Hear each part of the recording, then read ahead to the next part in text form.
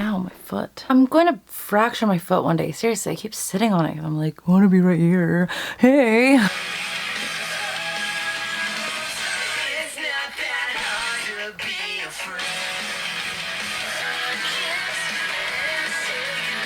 Hi, and thank you for watching. I just wanted a video all dedicated to my favorite products for the fall. Fall is the best season ever, and it's perfect for makeup because it's cool enough to where your hairstyle will stay intact all day and it won't get weighed down by any heat or like mug or anything like that. And you can put a lot of products on your face because it's cooler out so it won't melt off. There are so many fun colors out that you can play with, you know, oranges, greens, browns, and earthy tones, you know, so beautiful, so delicious. I have my go-to makeup products for the fall and I want to share them with you. If you want to see my must-have fall makeup, then stay tuned. I love doing my makeup like as soon as I wake up. I woke up at 3:30 this morning to let the dogs out. They are on first shift time, you guys, even if it's the weekend. And then I did my nails and took a nap. So it is 6 a.m. Oh no, it's actually 7:30. Nails are done, fresh tan, and I'm ready to go. So this in my hair right now.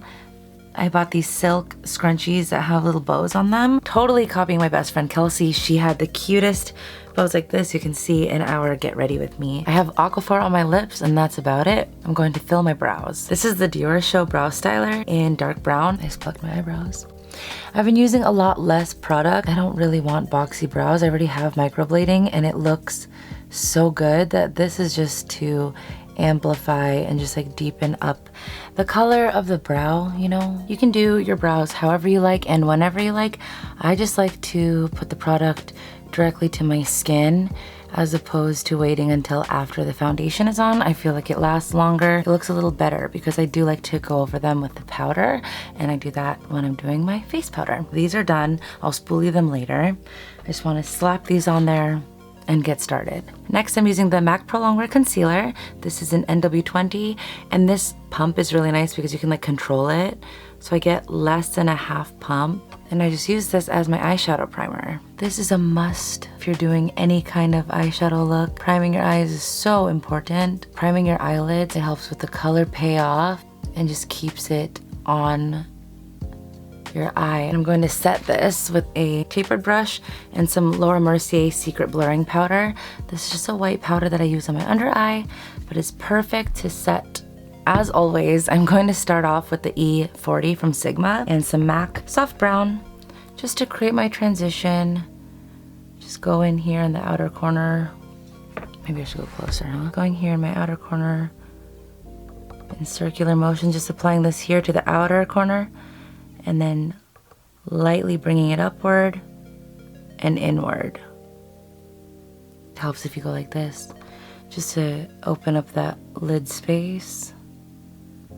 I say this like a lot in my videos, but it's almost like a reminder to myself. The lighter you hold the brush, the better the application will be. Because sometimes I get excited and I like press this brush like this into my eye, and it doesn't do as much to blend as just really lightly applying it and letting the taper of the bristles do all the work for you. With the same brush, I'm going to apply some MAC Saddle, a little bit lower than we did Soft Brown. So I'm concentrating a little bit lower here. These colors just really create a lot of dimension right here in the crease. I don't have a very defined crease, so this really helps. I just feel like it looks so much more professionally done when you have layers. Really subtle layering. You might not be able to see it with the finished look, but if you only have like one eyeshadow color blending out, it doesn't look as seamless as when you have multiple colors throughout. Trust me, the layers do a lot, but it's subtle. I'm going to take this MAC 195 brush and Blanc Type. This is a matte white, a little bit creamy of a color, and I'm just putting this on the inner half of the lid, maybe the inner third of the lid actually. With this Kylie Jenner number 12 brush, I'm going to dip into my Fun palette. These are just some random purples that I love. And this color right here is probably my favorite. I'm Into It by MAC. I'm just going to apply this. I have some on my brush and then I just like to put it on my hand first, just to avoid fallout, just so that the application is a little smoother. And I'm just pressing this right into the outer corner of the eye and up a little bit into the crease. I am applying it with this little bit fluffy brush so that it can smoke out onto the outer corner and then blend into the transition. I think it's a cool placement for a color like this. And then I just sweep it into the crease. I love that. I love this so much. And I have like a lot less product on my brush. I'm just going to tap the outer corner because I do want this color on here, just not as concentrated as the crease. Love that. I love that blown out outer corner. I'm just using this brush to pack the initial color on. I'm not going to blend with this because there's already color on it. So I'm going to take this Sigma E25. There's no product on here. I'm just going to really lightly sweep this to blend out these seams. And when it comes to blending, I have all the time in the world. I'm in no rush. You can definitely skip these steps, but I feel like they are so necessary for a flawless, seamless eye look. If I wanted to do a really stark white eyelid, then I would definitely be reapplying the Blanc Type after this, but I love the blended look. It's exactly what I'm going for. So excited. Then I'm going to take the same brush, the Kylie number 12, same product, I'm into it, and just redeposit the color because the more you blend, the less color payoff you have. So it's nice sometimes to layer just to make sure you have the saturation of color that you desire. That is exactly what I want. I'm going to take the E40 and just really lightly blend everything. There. All right. Now I'm going to apply some eyeliner. As always, I'm using the Tom Ford Eye Defining Pen. I just love this guy. I'm going to apply some Lily Lashes Mykonos. And then while that glue gets tacky, I'm going to apply some white in my waterline. So this is MAC Fascinating. Try not to gross you out too much. I mean, it is spooky season, but I don't really want to scare ya. Usually this is when I do my hair. When I do my lashes, I kind of just press them on, shove them into my lash line. But I just press them on how they are. And then as they dry, I'll like press them up. Kind of bend the band a little. And then just place this right on the lash line. And I press, like I do shove it on really like that. So those are on. And I love them. Okay, so I let my lashes dry on my face and I curled my hair because it really doesn't take long to do. Okay, so now my lashes are dry and set or whatever. I'm just going to press them upward like this for even more eye-opening drama. So now we can move on to the face. I'm taking some Benefit Porefessional. I have a little baby one because they only had the regular size and a sampler together at Nordstrom, so I was like, whatever. I'll just apply this to the T-zone mostly. I kind of applied it everywhere. What am I talking about? Just where you have big pores. This seriously makes your skin feel so smooth. I love this primer. I've missed it so, and I'll never let it go. Wow. You know you feel some type of way when you break out into poem. I'm also going to apply some Smashbox Photo Finish Primer Water.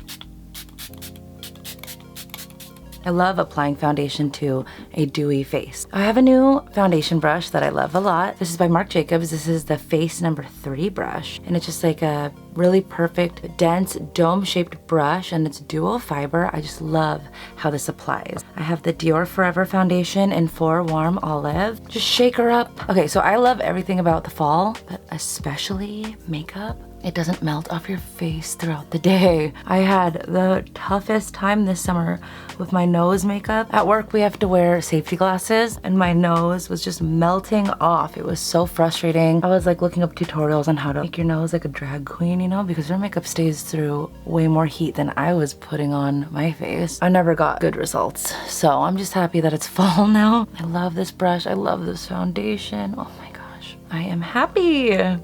So now I'm taking the MAC ProLongwear concealer again. This guy again, same as my eyeshadow primer.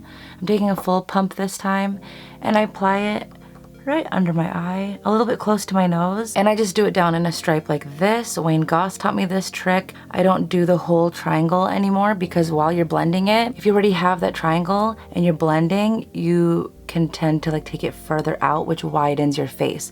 But if you just have it right here, and then you take your damp beauty blender and you let this do the blending for you, it goes in that triangle shape anyway and lightens this entire under eye area without going too far into the face to where you're creating a wide face.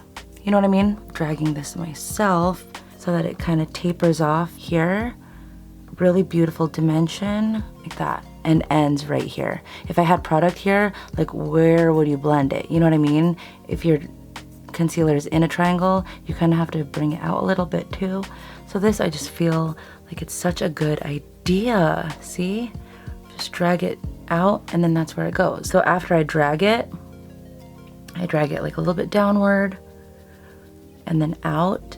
And then when I get to the end of where I want to be, I flip the Beauty Blender to where there's no product and I just press it in.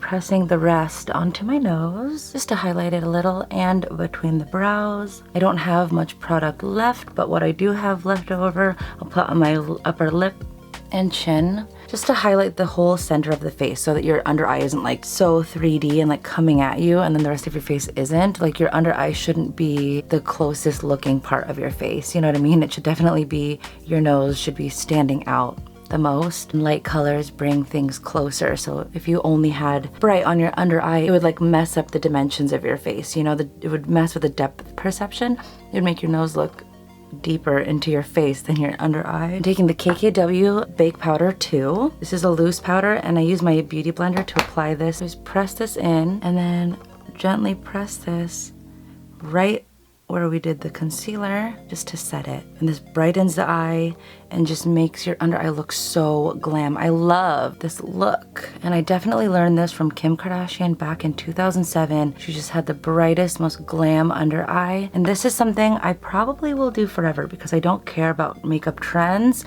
I just care about what I look like, you know?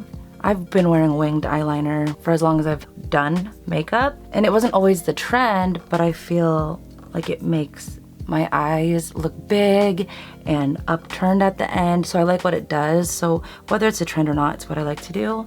Same with this very bright under eye. I'm taking the Guerlain Les Violettes in 3 medium. This is the Mer Powder Brush and I don't have a lot of powder on here, but I just press this in and then dab it onto the lid and use this to set the rest of my face. This doesn't add coverage, but it is important to set your liquids, especially if you're going to go in with bronzer and contour, blush and all that, because if you have a wet face, like wet foundation, and you try to do bronzer and blusher right on top of that, the product can tend to stick to whatever areas have a little bit of moisture still, and it won't look as even. So if you just set the entire face and make sure that everything is dry, your contour and all that will be where you want it, and it won't have any moisture to attach to. I'm going to take my bronzers. I have 2 of them from Dior, which is super unnecessary, but I had number 6, which was too dark. And then I bought number 4, which is fine, but I have 2, so I'll just use them. But like I said, super unnecessary. I'm doing this because I have it. I will not repurchase, but I'm going to dip my NARS Eat a Brush to both of these bronzers, number 6 and number 4. And then just start bronzing. More contouring actually, because we're making more of a sharp, like jaw, like a sharp cheekbone. I like to press a little bit like that, swipe. Strong contour. I just don't have pronounced cheekbones, so I like to use makeup to look like I do. And then I apply this to the hairline, to the nose, a little bit right here. This is my new thing. It makes me feel cuter. I don't do any here because I don't think it needs it. Like it's pretty like cut, but this is like, This is the Sigma F77 brush, and I love this Fenty Pro Filter powder. This is in the shade Banana, and this really cleans up your contour. Such a clean line, you know? I like to bake the nose and up on the forehead, just for shine control. So this is MAC Costa Riche. It's a really beautiful like coffee colored eyeliner. And I just applied this to the lower lash line. I'm sitting on my foot, so I'm like way closer now. I just love this color and the depth that it adds to the eye. Lower lash colors do drag your eye down a little, but it also helps open them up. I don't like having this much liner up top and then nothing on the bottom. I just feel like if you uplift your eye and drag down your eye, it just makes you look like you have a bigger eye. I'm not applying this too precisely because I am going to smoke this all out. And then sometimes if I'm feeling frisky, I'll put another layer of this liner. But we shall see how this ends up.